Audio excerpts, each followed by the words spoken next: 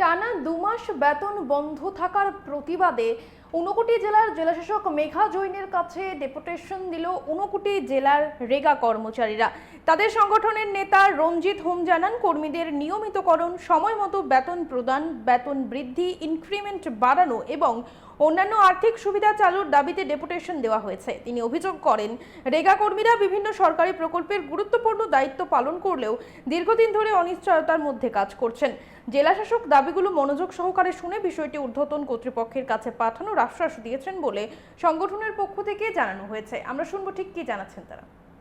বিগত 2 মাস থেকে আমাদের অনারিয়াম আমরা পাই নাই। আমরা কিন্তু অক্লান্ত পরিশ্রম করছি। আমরা সকাল থেকে সন্ধ্যা পর্যন্ত কাজ করছি, মাঠে ঘাটে কাজ করছি। আমরা দেখা যায় আমরা তো একটা স্কিমের কর্মরত আমরা কর্মচারী।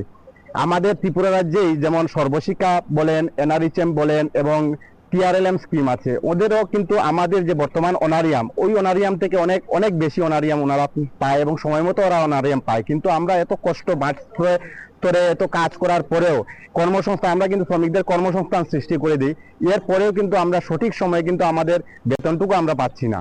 তো রাজ্য সরকারের কাছে আমাদের আবেদন থাকবে যাতে সময় মতো যাতে আমরা আমাদের অনারিয়ামটুকু পেতে পারি, এই ব্যবস্থা আপনারা করে দেবেন। আমরা এখানে আজকে ঊনকোটি ডিএম মহোদয়া নিকট মিলিত হয়েছি।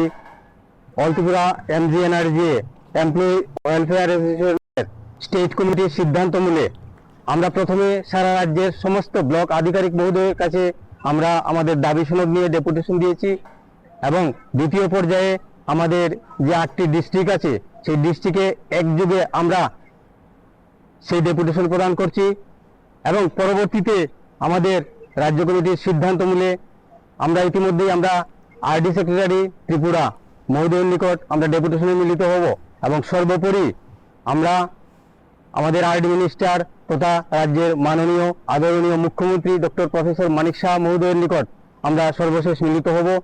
আমাদের যে এই দাবি সনদ, এই দাবি সনদের মধ্যে আমাদের প্রথম দাবি আছে আমাদের নিয়মিতকরণ। দীর্ঘদিনের দাবি, আমরা প্রথম থেকেই দাবি করে আসছি। আমরা আশাবাদী রাজ্যের